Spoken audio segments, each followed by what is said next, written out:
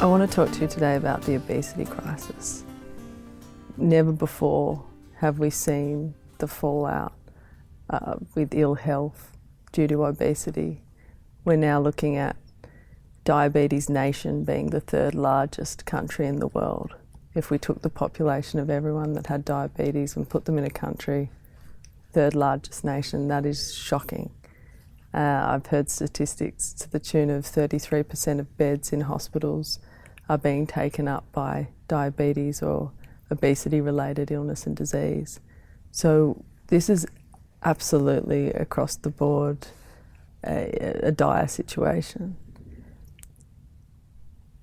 Neil Gamble said that if you look at this picture, the sugar industry and the food industry are culpable in much greater terms than the tobacco industry, and that we'll start to see that.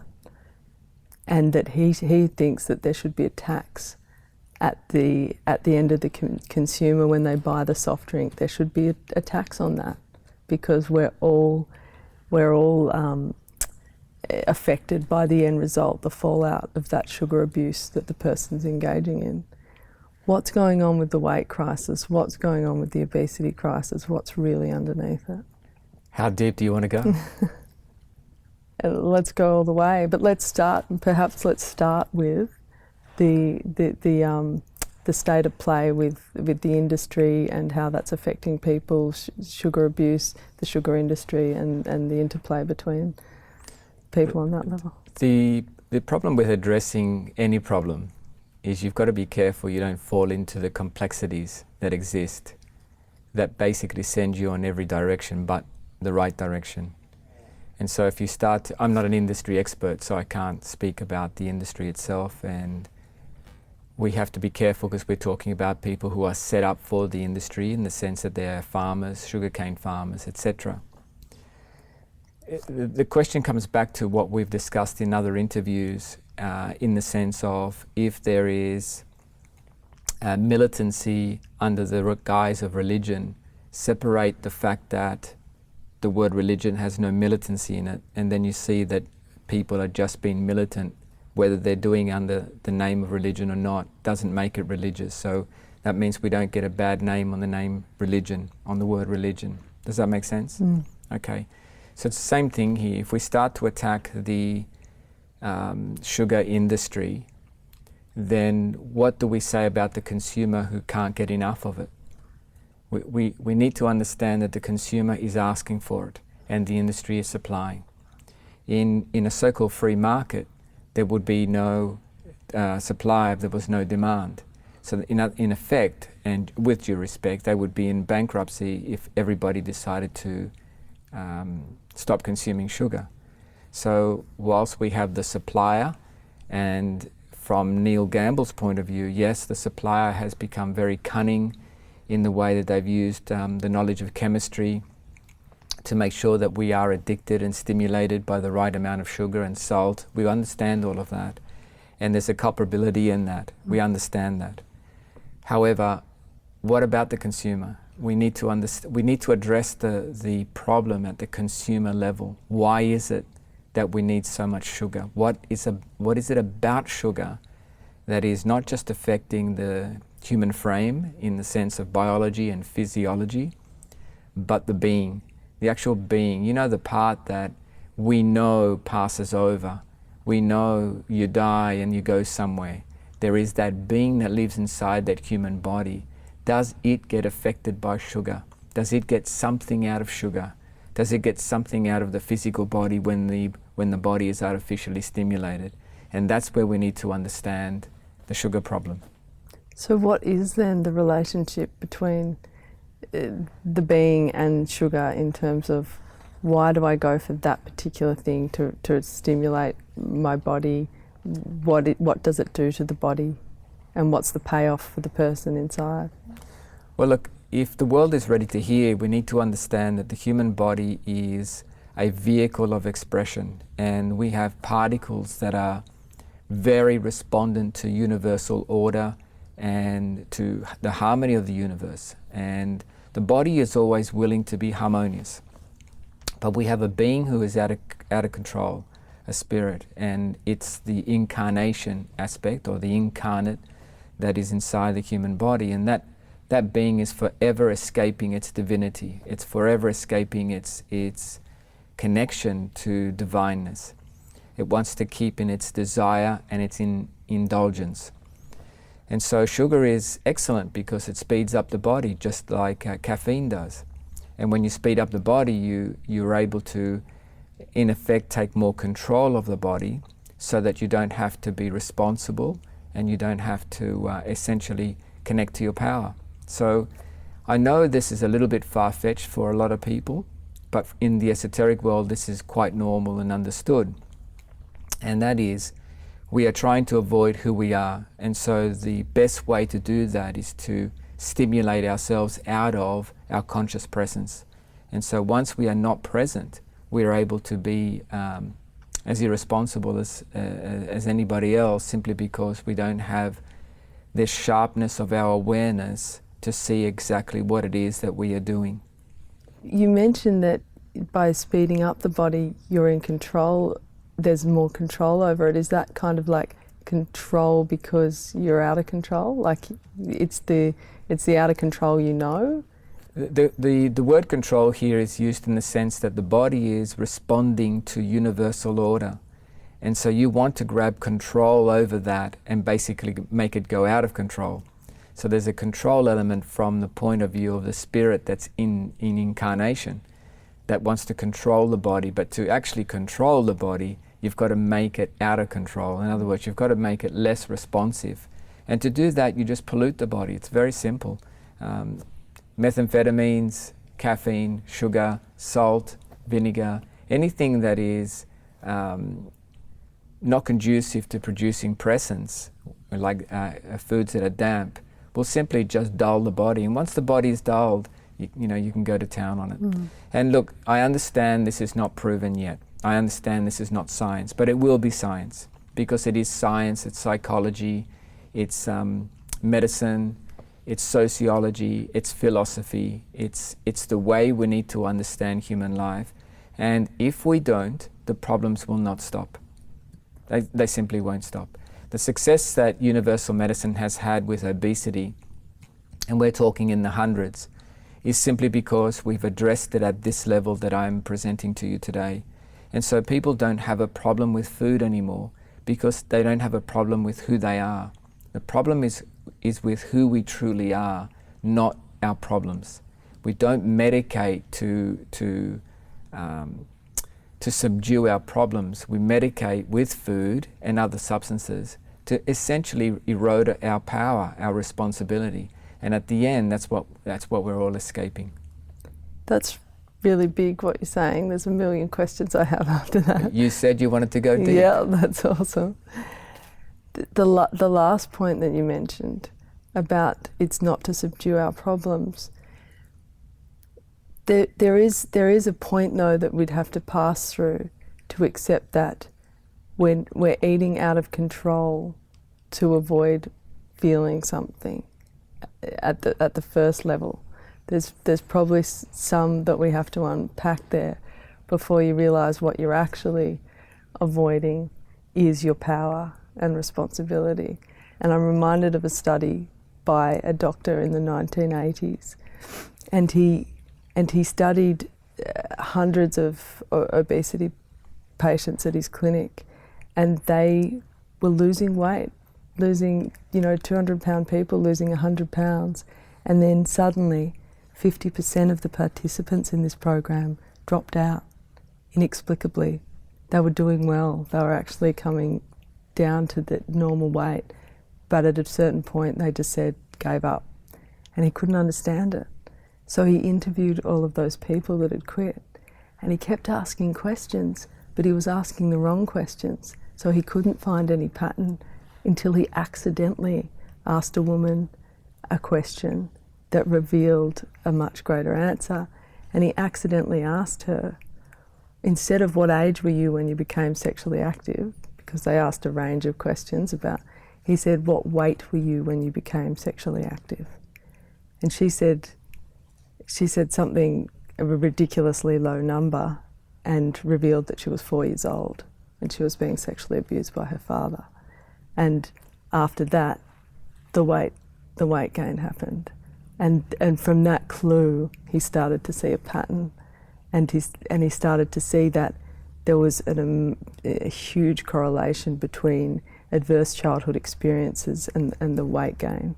And you know, one boy had been bullied mercilessly for being skinny, so he put on a lot of weight, and he said that helped him to be invisible.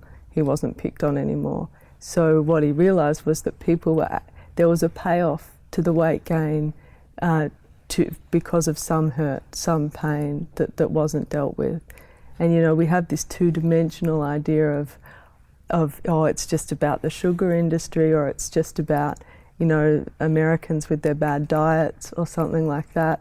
But when you look deeper into it, there's always going to be something deeper that happened for somebody to take on all that food and that, you know, disordered eating as a way of coping. So at the first level, we do have to look at why the weight is there. Would you agree? Of course I agree with you, but you asked me the question and I'm a true philosopher, so I go to the deep end. You know, if we have a pool and we start at the 1.2 metre height, depth, and then we end up at the 2 metre or 1.8 or whatever it is that the pools can be made on, we end up with a different answer, a different perspective. So yeah, at the basic levels, if we want to go deep at a very basic level, we eat to muffle our sadness, we eat to muffle our anxiety, we eat to muffle our stresses, our indecisions, our insecurities, our lack of confidence. There's lots of different ways in which we use food. Food is, you could almost say nobody eats because they're hungry. What they do is they feel that with due respect to people who do experience hunger, of course, but you know, the world being the way it is, almost nobody goes hungry in truth. And so when somebody says... Especially in the West. Absolutely. And we've got to say, when somebody has a hunger pain, is it really a hunger pain, or is it that which they've been medicating coming to the fore and they need to eat to suppress it again? So is it driven by suppression, or is it driven by true hunger pains? And you know, I know it's a raw subject, pun intended, and we don't want to overcook it, pun intended. But we need to understand also that at the root, if we want to clear the problem straight away, then we need to go to the fact that we are avoiding who we truly are. If we want to delay it by, say, 20, 30 years before we get to that, well, then let's talk about the fact that people are eating because they've got emotions they can't handle. And that's a good thing to do. I understand that from the perspective of muffling that, but it doesn't take away the problem. So they can do another test and another test and another test, and until they do the actual exercise that exposes the fact that we are avoiding our immense light. We are avoiding our, the amazingness that we are on the inside, the essence of who we truly are. We need to ask the questions, why is it that we can't walk in our brilliance? What is it about our radiance that we want to hide? What is it about us that we want to shy away from the magnificence we have access to and the beauty that we hold? Why don't we walk down the street in utter splendor of our beauty, of our inner beauty? What is it about that? And then we start to address a different problem in society, which is jealousy, comparison, the energy of supremacy, cutting down people, tall poppy syndrome. So it's almost like it's better to have a sadness problem or the problem of indecision or lack of confidence and use food to medicate that, than to go to the root of the problem, which hurts even more, and that is, why am I not allowed to be who I truly am in this world? Why do I need to suppress? Why did I learn as a little child that nobody wanted to know me? They wanted me to be what they wanted me to be, but they never bothered to adore me for who I truly am. And so these are the real problems of society, and that's where we need to go to. And that's why I asked, how deep do you want to go? Yeah, I suppose for the people that are at the point that there, you know, like one woman was saying that her weight gain was very sudden after an incident of rape, and then the year later she's 20-30 kilos overweight, and she just stabilizes there. She stays there. But you're going the 100 steps back for us here, and we're looking at the fact that there's conditions that happen before that tragedy outplays and before you medicate. And I guess those parts in between is what, I'm feeling that we still have to go there a bit in terms of illustrating that for people, because brilliance, walking down the street, I'm amazing, but people that are feeling very hurt and very damaged, there's quite a divide between those two parts. Yeah, there's a big gap. Once you've been emotionally abused, psychologically, physically abused, it's very difficult to come out of that. But there is a way. It's not the end. And we come back to the problem. If you're telling me that you can acknowledge that people are overeating as a result of abuse, then we can't blame industry for supplying that which is very high in demand. It's almost like, if you don't supply it, I'll find it elsewhere anyway. So we can't point the finger at it. What we need to say is the whole setup is wrong. We are living in a society that is not set up for our brilliance. We're living in a society that does not educate, parent, cultivate, foster, develop, progress, advance, evolve, any of who we truly are on the inside. It's all about suppressing that, and then we have to live with the dregs of that. What's the leftovers after we crush who you are? And then we look at the human condition thereafter, and we have experts, therapists, psychologists, etc., counselors who are very, very good at doing that, and they do a fantastic job. However, we're not getting to the root of the problem, and there's lots of experts in the world. We know more about everything than at any other time in the world, and yet our problems are still escalating. There has to be a deeper end that humanity has not been prepared to go to. And the ageless wisdom has been presenting that for thousands of years. Patanjali, or Patanjali, however you want to express it, clearly said there's a spirit and there's a soul. Pythagoras knew it, Imhotep knew it, Hermes described it. We all know the fact that there is an inner being that is out of control running the human frame, and that inner being has to connect back to its divinity for it to be made responsible again.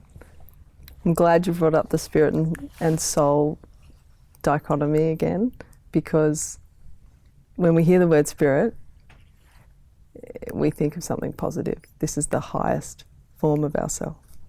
And here you're using it in terms of it's a wayward, out of control aspect of the human being. Can you give us more of a picture of the spirit and its relationship to the soul? Yeah, well, I've been presenting the fact of spirit and soul since 1999, and have written many books on the subject, and I won't let up on it, because it's something that we need to understand. And once it's understood, it explains everything. Everything about human life that you've ever wanted explained is explained by or is understood and known by the difference between spirit and soul. But where it gets complicated or a little bit mystified is in the sense that there is a divine spirit, there's a Holy Ghost, there's a spiritual spirit. And so we need to understand what the true meaning of the word spirit means, which is bridge, or a bridging term, or emanating of, or emanation of, and what the soul is. Now, the soul is the divine aspect, the pure co-creation of God, the living image of our co-creator. And so it is the essence of co-creation, or the essence of divinity in its pure sense. Now that emanation developed an individuality that explored what it could do and what it couldn't do, and it was exploring its own free will. And as a result, it went into indulgence and desire. You know, it's all in my books. I don't need to bring it up now. No spoilers. Not spoil it, but essentially we end up with a character that is in separation to its true essence. Now, its essence cannot be wiped out, but because it's exploring itself without coming from its essence, we end up with the wantonness that is the spirit. And eventually that, over millions of years, believe it or not, eventually it became into the world of incarnation, which is the physical form. So this wanton spirit would be acting without its divine essence, is constantly in contra to the true nature of the soul. And that does explain a lot, because, you know, we can ask, why with all the good advice in the world do people still treat themselves badly? Why, you know, why can you say cigarettes aren't good for you, but you still smoke the cigarette? You know, stop it drinking soft drink. You know, the abuse still happens. It's almost like there's this internal struggle in man between what is truly good for it and what is going to be detrimental. Is that the spirit at play? We will not ever invent a machine or a technological device that can capture the spirit as such. We will one day be able to measure changes in frequency and energy, which will probably measure our quality or energetic state of being. And we can do that to some degree with brainwave activity, etc., in meditation. But I'm talking about a much deeper form of settlement. But the best way to prove the spirit, try and go 1 week and live as healthy, as loving, as harmonious, as open to humanity as you possibly can. Try and hold your thoughts so that they remain steady and present with you. And I say you won't last 1 hour if you're not trained to know and understand the spirit. I'll say some people won't last 5 minutes, let alone maybe even 3 minutes, if they don't understand how the spirit works and how it is that we are to move to be able to hold ourselves and ask the body to assist us to hold our divinity. So the secret is in movement. The secret is in the human body. The human body is not to be adored as a ultimate divineness, because God is the ultimate divineness. But the human body is responsive to God directly, but via the particles that make the human body what it is. So it's the meat in the sandwich that we need to address, and that's the wantonness called the spirit. Wow, so the body is the purest form of communication from the soul to the being in the body? Correct. And so if we look at that, then there's a communication you can have with your body that can support you in dealing with the spirit. So if I connect in with my body and read how my body is, how my movements are, whether I'm tight across the shoulders, what's going on in how I'm holding myself, there has to be an honesty there if I start to read that. And you've talked about this, you've taught this. Is this something that is key to cultivating? Yeah, look, we need to be aware of everything. Even you sometimes drop your voice in our conversations when you sense your power coming on, and you drop it back and you slip your voice deeper back into your throat and don't let your power come out. So that's okay. Live reading, people. I noticed that, and that's okay too. But that's actually when the spirit kicks in. It's clocked power. It's clocked its essence. It's clocked equality.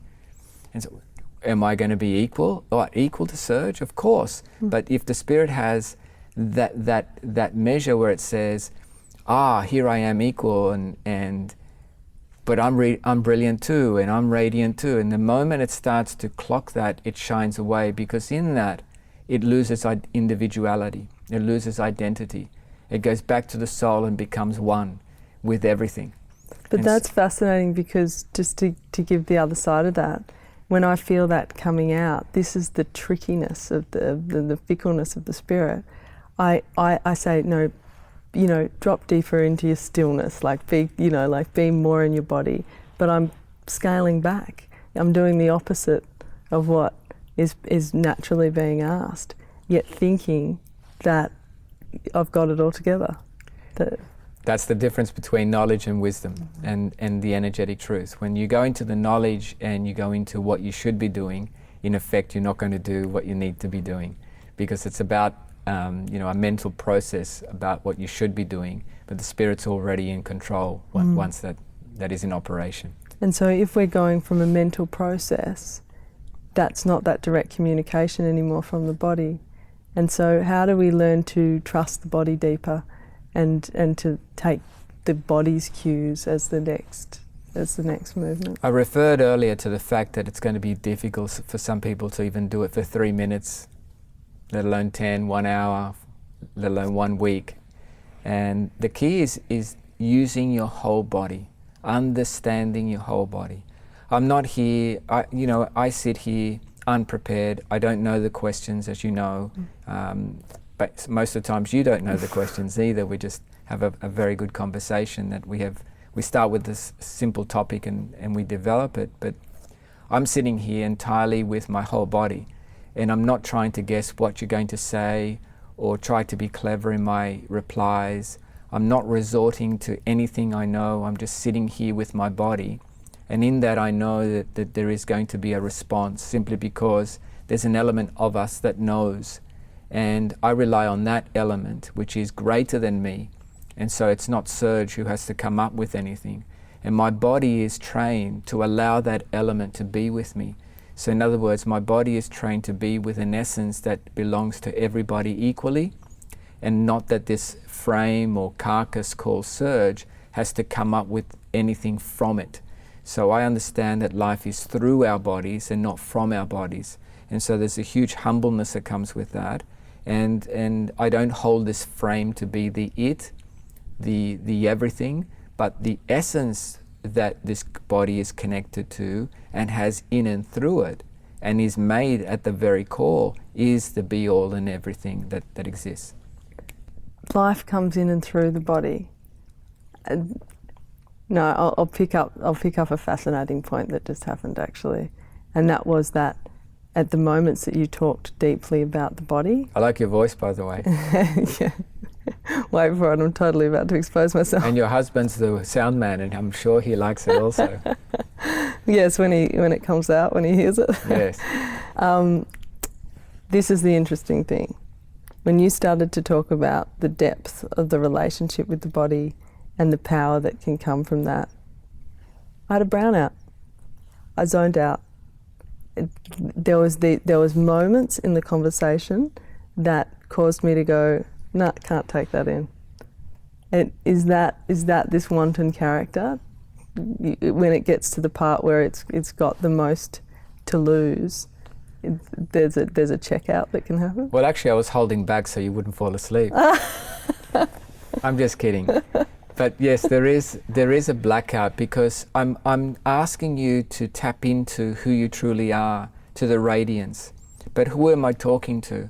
I'm not talking to a body that's trained to be in full adherence to the essence that body is truly connected to. I'm talking to a body that is still under the dominance of the spirit when it wants to dominate. And that's the problem. So what we call a very emotional person, what we call an out of control character, and even the extremes of somebody that is capable of violence. We're just talking about a person whose body is far more under the will of the spirit, as opposed to a body that should be, at the responsiveness of their essence. And that helps us understand the afflictions of life, the problems, and how they occur. And we need to understand that there's movement, responsibility, responsiveness, and there's a radiance to welcome and accept from the point of view of will, which is at the actual spirit level. So the spirit actually learns will, and it learns to use its will to actually align itself back to the essence it's separated from. So that's actually our evolution, the evolution of the spirit back to soul. The soul is complete. The soul doesn't have to evolve with regard to this level of life. So that then brings the spirit back to its actual role as the bridge. Correct. Can you talk a bit about that bridge between what? The spirit is now the bridge between the human body and the soul. It was once upon a time the bridge between the soul and whatever it created. And we have in our language the spirit of a contract. And so we can see that the word spirit means the essence of something, that there is something there that is radiating or emanating. And we use the term the spirit of a contract. But the spirit is not the contract. We say the spirit of the contract. And some people go to court based on the spirit of a contract rather than what's on in the writing of a contract. And the writing is black and white, but the spirit of the contract is what animates somebody to want to say, hey, that's not what we agreed on. So we understand the word spirit as a life of its own, even though it doesn't have a physicality. So it's not too foreign for us to talk about the fact of spirit. What we need to understand is we are here not to evolve the physical body. It doesn't need to be taller. It doesn't necessarily need to live longer, although that may be a byproduct of where we're going one day again. It doesn't need to be necessarily healthier. It doesn't need to be more vibrant.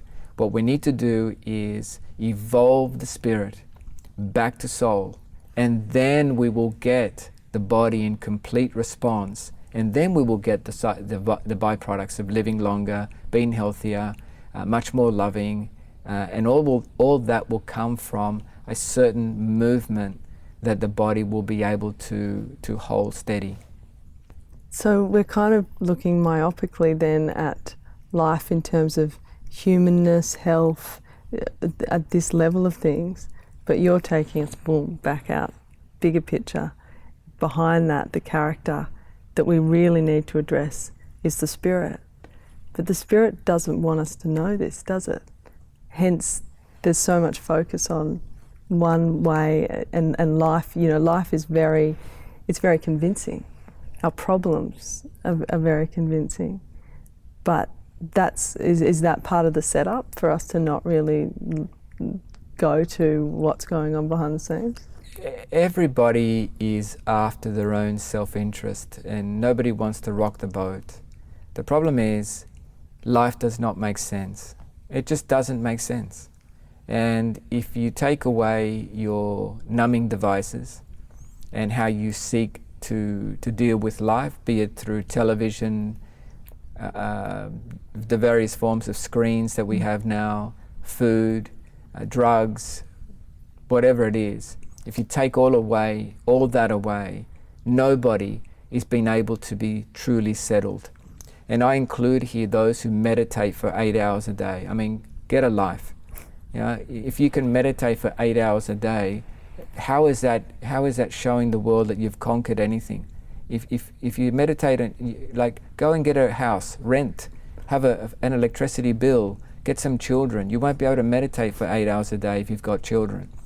And so it's not real. What we need to do is get very real and understand that there is a life to be lived. But there's a problem here. We like the gaps that don't explain things. And we have all these problems, and then we go, oh, well, that's human, that's the human condition. Well, it's not the human condition. That's the reality that we're saying is reality. But what if there's a different reality? What if there's a different way of being? What if there's a different way of moving your body so that it is connected to a different level of wisdom? What if your body moved in a way that was open to multidimensionality, and your intelligence was completely different, and that you understood that the body was a vehicle through which energy flows, and that never can energy come from anyone, and that intelligence never comes from us, but it actually travels past us, and it's that we are tuning into the streams of energy that are passing through us and calling that intelligence. What if space was different? And what if space wasn't space, but actually the living body of a being? So there's an enormous, amazing intelligence out there, but we are living in reductionism. We are living in a much more diminished version of who we truly are, and the radiance isn't given its its stage. It hasn't had its stage yet. And when an individual starts to connect to that, oh, they've got to be horrible, they've got to be lying, they've got to be a cult, or they've got to be someone who thinks they're the Messiah, or they're on a trip being the savior or something like that. But nobody can take it that it's so ordinary. The extraordinariness can be very ordinary. We are amazing, brilliant human beings. The movement factor, I'd love to unpack this a bit more, because I've never, beyond hearing you speak about this, I've never heard somebody make the connection between movement and the soul. And except I've had a police officer friend of mine say he can read criminality through movement. So he can actually tell that somebody is criminal by the angles of their body, by the way that they move. And he said you can read it, and it's near perfect to know whether someone's hiding something through their movement. Can you explain a little bit about movement and the geometry of the body and how the relationship with the soul? I'm no expert in the sense of criminology, but yes, that's true that you can understand somebody through their movements. And I'm not talking here about body gestures, I'm talking about the whole body movement. And look, it's a big subject, and obviously we don't have time for that in this particular interview, and it's probably something we should do in the future. But what you're really after in this discussion is the fact that we need to understand that there is a certain quality of movement that activates the particles in your bodies to be responsive to multidimensional levels of intelligence. So we can keep it at that, and that's very simple.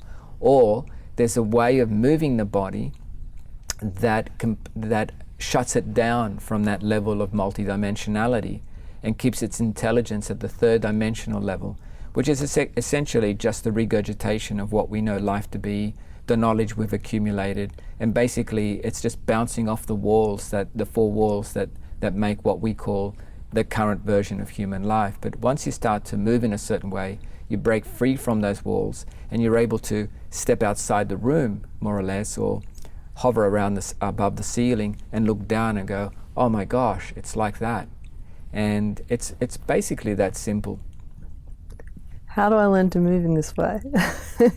The first thing we're going to ask is, how do you know the quality of movement? How do you activate that quality of movement? Where does it start? I've been calling it true movement since 1999. It's a term that I've used for a long time, and as you know, we teach true movement as well in the sense of moving to certain quality of music. But it's actually in my mannerisms as I talk to you, as I sit here, as I drive the car, as I walk. As you know, I do walking therapies as well, so teach people how to walk who they truly are rather than to walk in what they are not, or crushed by society. A lot of people walk crushed by society. A lot of people live in their bodies based on what society has asked them to be. So these are all movements. If, for example, you feel fantastic and you're 14 years old and you go to school and you feel fantastic, and you sense that the group that you belong to doesn't like that, you will change the way you walk. You will change how you feel. And so it's not rocket science to understand that there is this sensing of what is allowed and what is not allowed. And as a result of that, we modify how we move. But what I say is, regardless of that sensing, move you. Walk your true you. Honor that. And once you start honoring that, it starts to happen. There's a great Peanuts cartoon where I think Charlie, his name is hanging his head, and he's like, this is my depressed stance. It's no good being like this when you're depressed. You have to really make the most of it. You have to sit like this. But it actually says a great deal, because in the way that we hold our bodies, something happens. In the movements, something happens. And this is because life is passing through us. If we can expand on that from earlier, like you were saying, that there's a certain way that you can shut yourself down through the way that your body is, and that has got to be because there's an energy that is either can be freely flowing and expressing or not. Can you talk a bit about that? Yeah, the real answer to this is in the trilogy Time, Space and All of Us, and we've already released in 2015 the book Time, which is the first one. We'll release in 2016 the book Space, and then the last one's called All of Us. When you put the three together, it actually explains in great detail everything that we're discussing in this interview. But I'll give it to you in a nutshell. We need to learn to live in space rather than in time. And it simply is about having a relationship with evolution directly, rather than just being in the toing and froing of how we have modeled our society based on time. That will be unfolded very, very easily as we continue to speak in this interview. So the next part is, and this is a bit of a bomb for everybody, we have passing through us where we are going to be 500 million years from now or more, and I'm just plucking a figure out of the air. I could say billion years from now. Everything that exists is passing through us. And the key to access and advance on that is how we move. So that means that we're able to move and organize the particles that make our body what they are, what it is. Those particles respond to movement. And in that responsiveness, they create space between themselves. They coordinate themselves to create a greater space.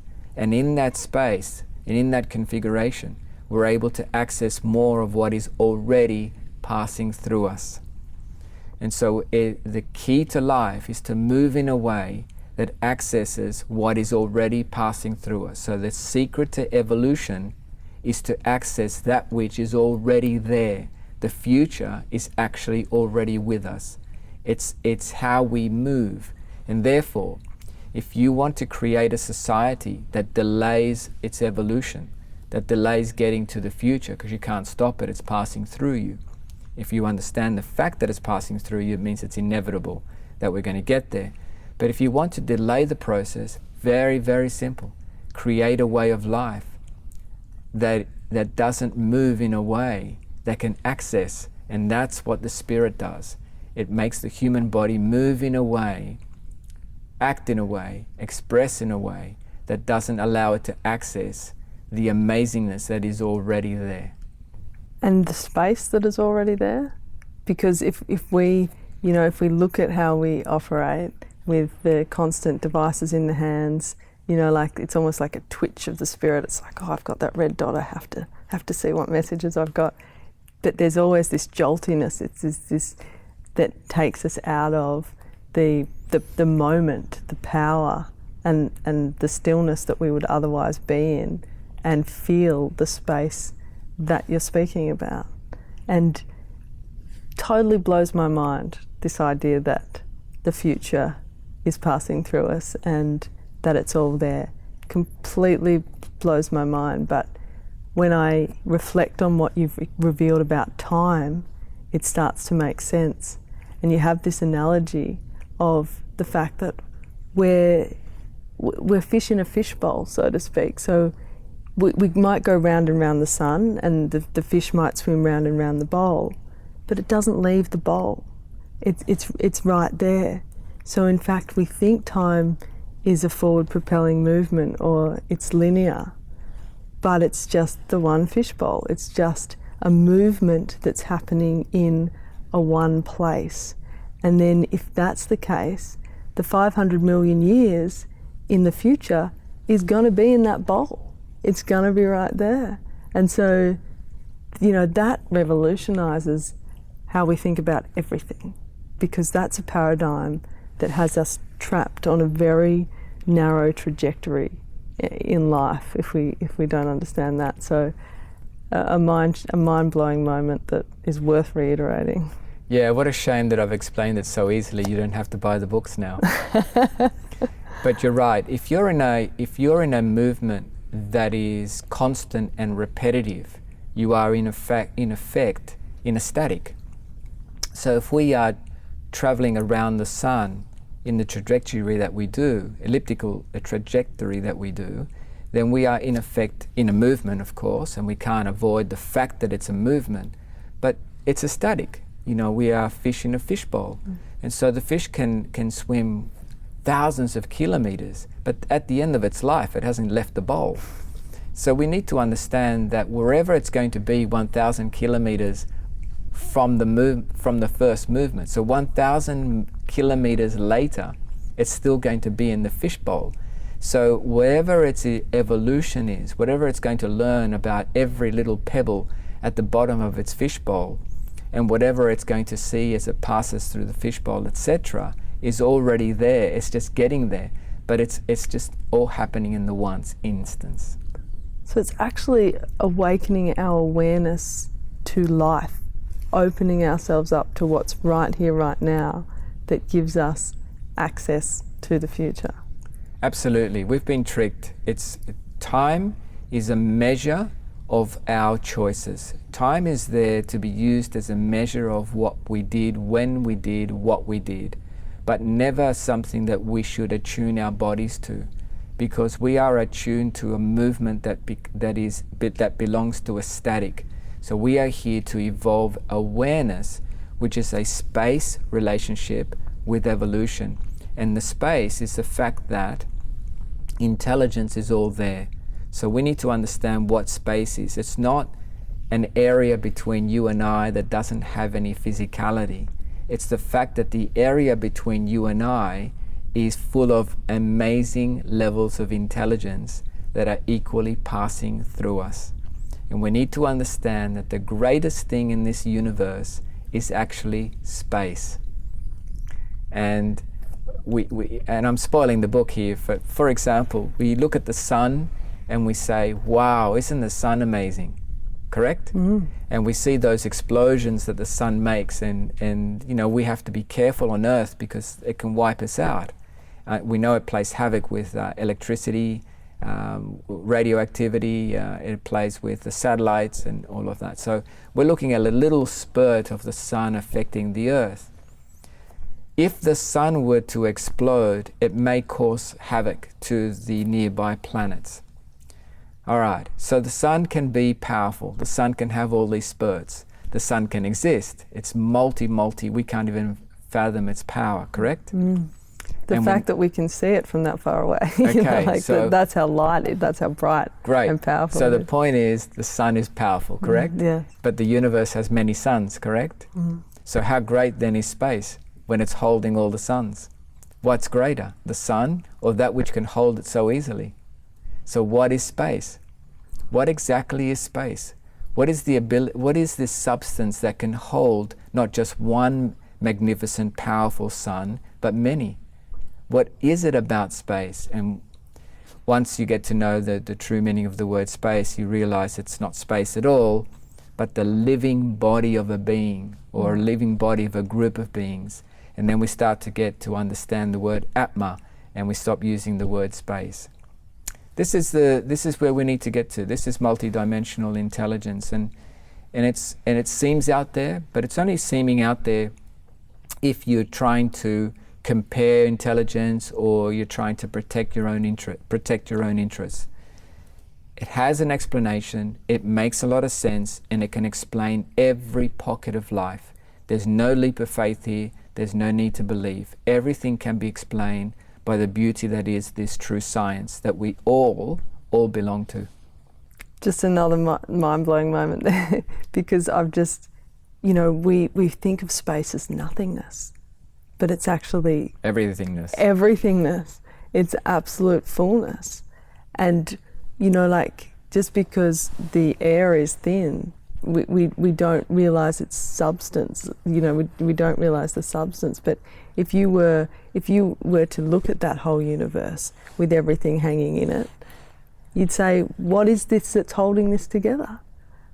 But because we've got this idea that space is empty, there's no appreciation of the actual body that holds that all together. So yeah, that's a total revelation moment for me. Well, you mentioned earlier that we have a myopic attitude to life, but it's not myopic. We're blind.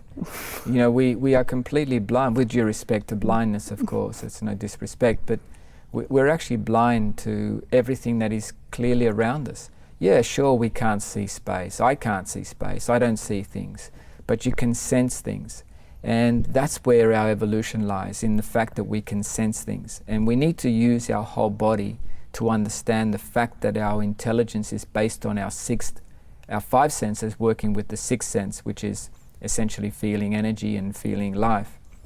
And then you'll understand one day that space is not just space, it's actually holding the future. You know, we could say, right now I've got the future. But in fact, the fact is that is passing through my body. So it's, you know, it's a little bit of a ridiculous joke that I play around with, but whatever is there, whatever is here, whatever I'm holding here, is equally passing through us. And we need to understand that simply because we choose to move in a way that doesn't allow us to access this does not mean it's not there. And we can be smarty pants, and we can be ignorant, and we can even be belligerent and vile and use supremacy energy to actually say this is nonsense and put it in the bunkum pile. However, that just demonstrates the way you are moving and the way in which your spirit is controlling you and your level of intelligence. But even though you may be in that, that's just merely a movement you're in. One day you will move in a way that opens you up to the grand intelligence that we know, such as the like of Pythagoras and Hermes and many of our great teachers throughout history. It's beautiful, because I was talking to my sister about talking to you today, and she raised that exact point. She said, why aren't the best minds in the world asking why everyone's unsettled, why they have to have a device in their hand or a piece of chocolate cake or a this, that and the other? Why aren't the greatest minds in the world asking what is going on? And you've just summed it up beautifully in the fact that instead the supremacy energy kicks in, the why you're wrong, not even a curiosity as to ask, is there something here? Because it seems to explain so much, even if it's not in my paradigm. Can I go there? Can I explore it? But the supremacist energy kicks in and just tries to crush it. That's the giveaway.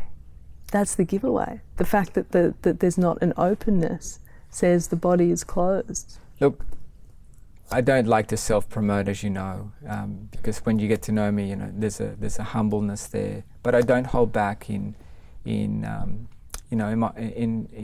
sharing my radiance.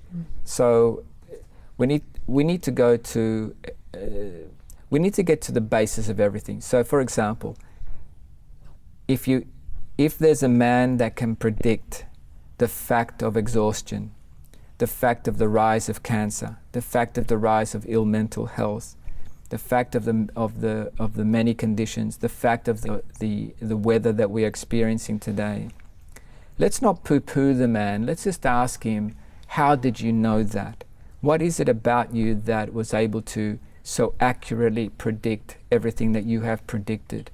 Let's not attack the man. Let's just be humble about where we are and what we know, and basically say, how were you able to predict what you have predicted? And so when everything has come true, the key is not to call the man a murderer or a pedophile and make up stories about the man. We need to say to the man, or be it a woman, and say, how did you know that the world was exhausted and that there will be an explosion in caffeine? How did you know that the biggest plague we have ever had in the world is currently the exhaustion level of humanity? How did you know that back in 1999 and predicted the rise of coffee and sugar to basically offset the fact that we are all so exhausted? And from that, I will, if I'm asked, I will basically say, hey, all I'm doing is using my body, and I'm using my body to make it make sense to the livingness. And everybody can do it. I'm not special. Everybody can do this. But the way in which we are educated to move and cultivated to move thereafter, or ongoingly until our old age, is keeping us away from the multidimensional intelligence that we truly have. And everybody has access. There isn't anybody who is more special It's just that we're all living much more diminished than who we truly are.